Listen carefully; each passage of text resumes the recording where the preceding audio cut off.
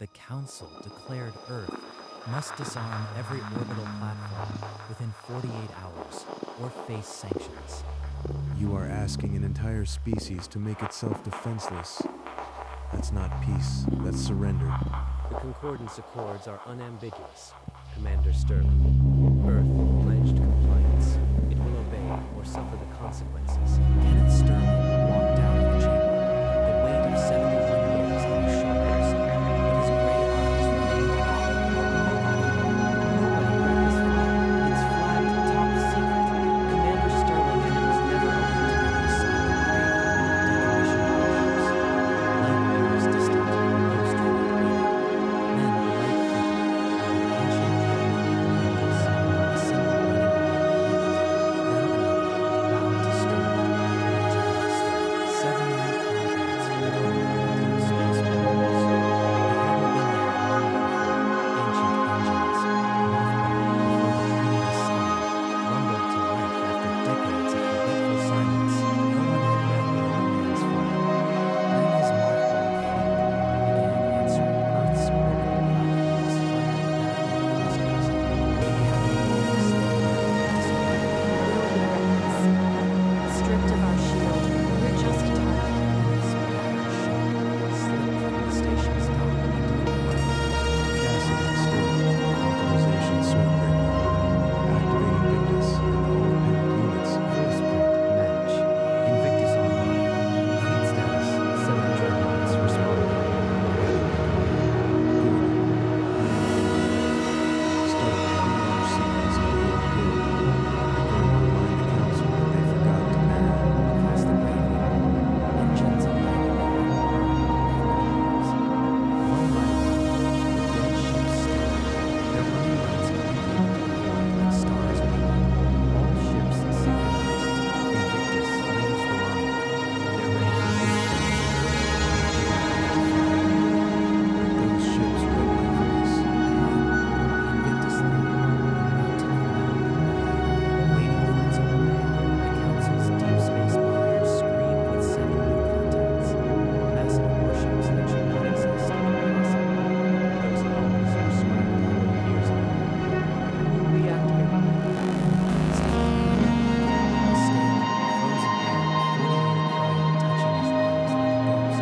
Cassie, I haven't aged a day. Let's see if the old lady remembers how to bite. All systems nominal. Commander. Weapons online. The fleet awaits your command. Good. Set course for the Council interdiction boundary.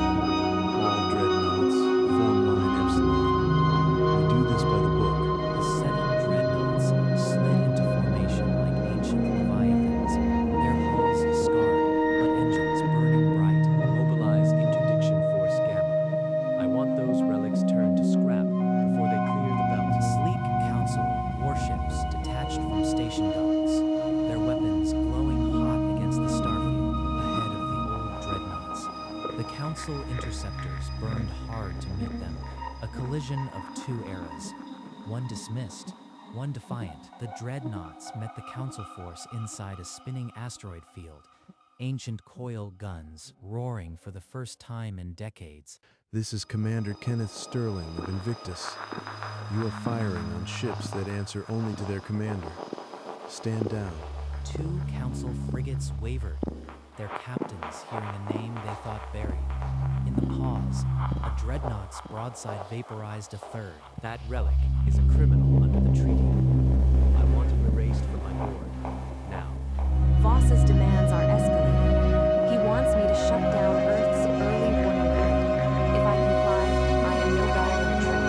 They still haven't read the file. If they had, they'd know these ships would work for more than billions. Outmatched and outmaneuvered, the Council task force broke formation and fled for the jump point, leaving burning wreckage. You've made yourself a target, Sterling. This isn't over. It's just the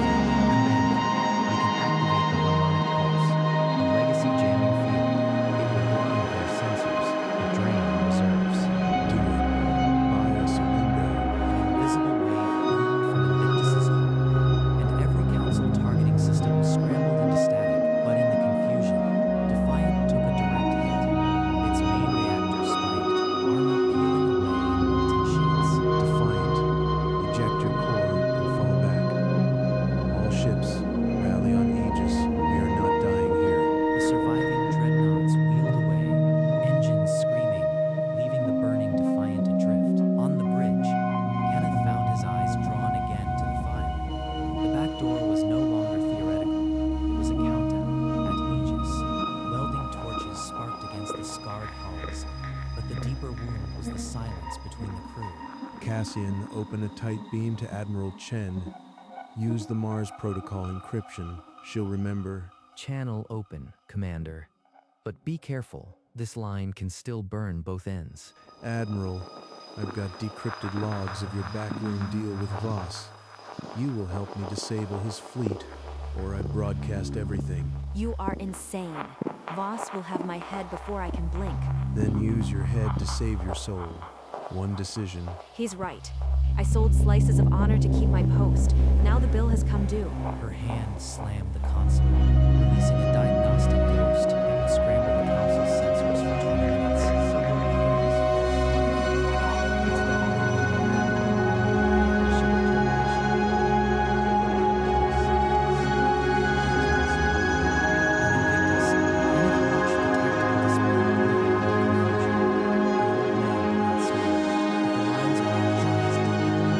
Ships converge on the flagship. Target their command area and leave nothing standing. The dreadnoughts surged forward, ancient cannons tearing through the flagship's flickering shields. The flagship roared, secondary explosions rippling along its spine. Chen's ghost had left them alone. The back door requires a live command election. Your neural link alone can trigger it, but the crew must vote unanimously. Only barefoot risk. I am not sending anyone else into that link. It's a death warrant. Sir, with respect, if we don't use it, we lose more defiance. Maybe everyone. You are not the only one willing to sacrifice. The decision is mine. Until I say otherwise, we fight with what we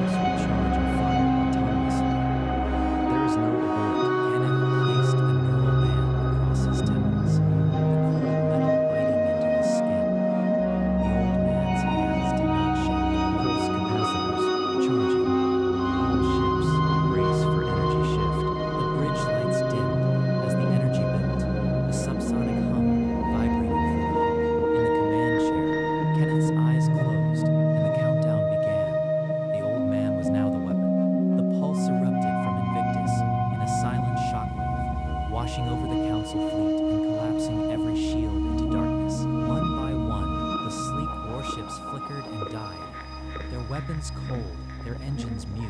Pulse complete. All council vessels are disabled. Commander, his vitals are crashing. He's slipping away. Initiating emergency disconnect. Severing neural link. The neural band released with a sharp crackle, and Kenneth slumped forward, his breathing ragged. This is impossible. Fall back. All ships. Retreat to secondary rally point. The council ships, still adrift, heard his order and fired emergency thrusters, fleeing into the black. In Invictus's cramped medbay, they fought to keep his heart beating, the old man's pulse stubbornly refusing to quit. The fleet was silent, the enemy was scattered, but the cause was painted in places it never been launched. But Voss hadn't surrendered. From a hidden whistle, he gained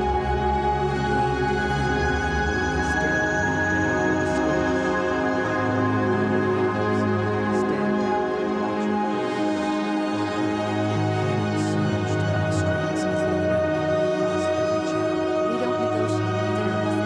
We take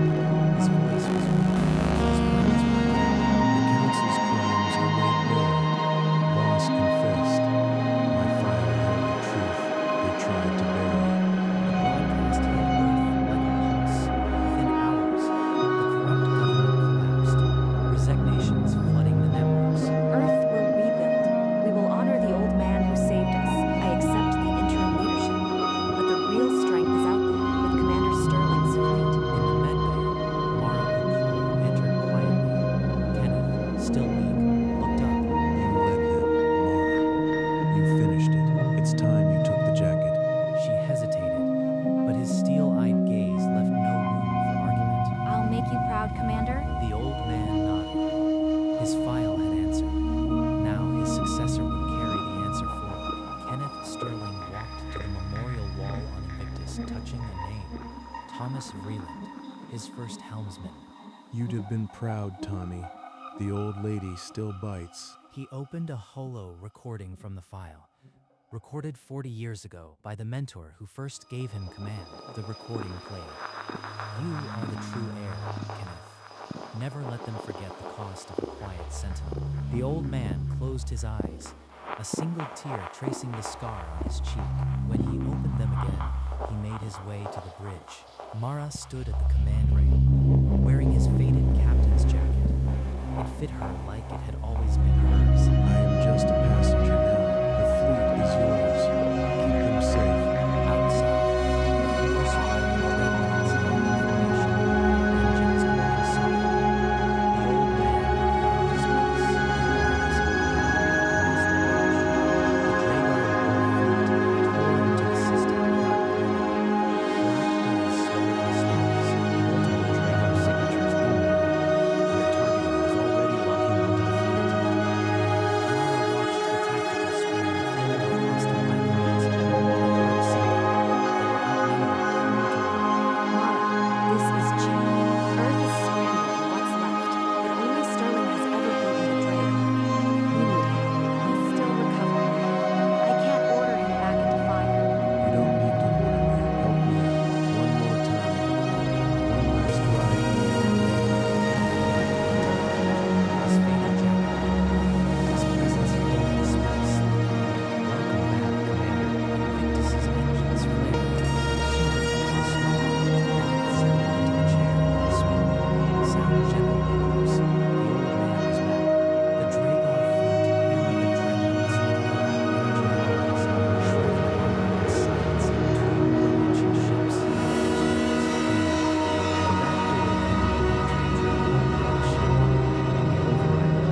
Useless against them. Then there's only one way left. Power to the bow shields. Landing course on the flagship. Invictus surged forward, her hull groaning as she absorbed the attack. A dying giant charging the dragon. Invictus's power buried into the Dragon. The enemy flagship broke apart and achieved detonation. Its black hull vomiting fire. But when the light faded, only 3 dreadnoughts remained. The rest were scattered debris or silent hulks. On the bridge, Kenneth's chest seized. He fell forward, barely caught in the flames, blood trailing from his nose. He's faded. Get the medics now. The remaining Dragar ships, airless, jumped away. The battle was won, but the old man's fight had perhaps been his last. The med bay was silent except for the weak, faltering beam of the heart monitor. Mara sat at Kenneth's side, unmoving. Mara, the file. Red. All of it. There's more. He needs to know. I will. I'll read every word. Just hold on. His eyes closed, the lids heavy, and the faint smile that had once defined death faded. The heart monitor slowed. Number? No, you don't get to leave yet. Not after everything. He's still alive, but barely. His neural pattern is uncertain. Mara straightened, wiping her eyes. She picked up the file, the one no one had read, and held it to her chest. He trusted me with the fleet and this file. I won't let either fail. On the bridge, the crew turned to her, the weight of command now fully on her shoulders. The old man's jacket felt heavier than ever. Back in the medbay, the old man's monitor beeped. Weak, stubborn, refusing to flatline. Earth held its breath. 3 weeks later, under a clear blue sky, Kenneth Sterling was wheeled onto a stage, the file resting in his lap. They thought an old man and a paper file were no threat to an empire. This file contained a message from my mentor, written when these ships were young, to those who come after. Never underestimate the quiet ones. The words echoed across every channel, from Earth to the farthest listening post. In that moment, the file began, and the old man's message written in stone. We heard you, Commander. The watch will continue. The file was placed in the hall of records, its pages vibrant red and galaxy. Above the ceremony, the surviving dreadnoughts hung in silent sight, their scars bright in the sun. The quiet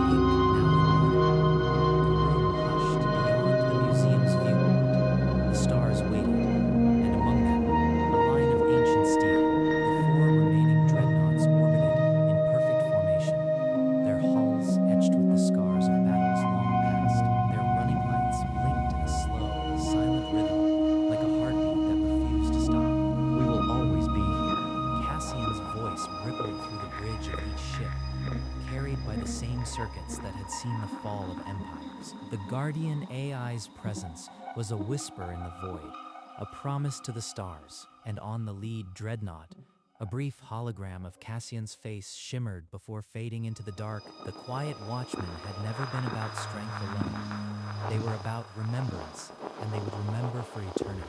Kenneth Sterling sat on the worn porch he had built with his own hands. The night sky stretched above like a tapestry of old battles won. A shooting star traced a silent arc, a fleeting firework in the black, gone before a breath. He followed its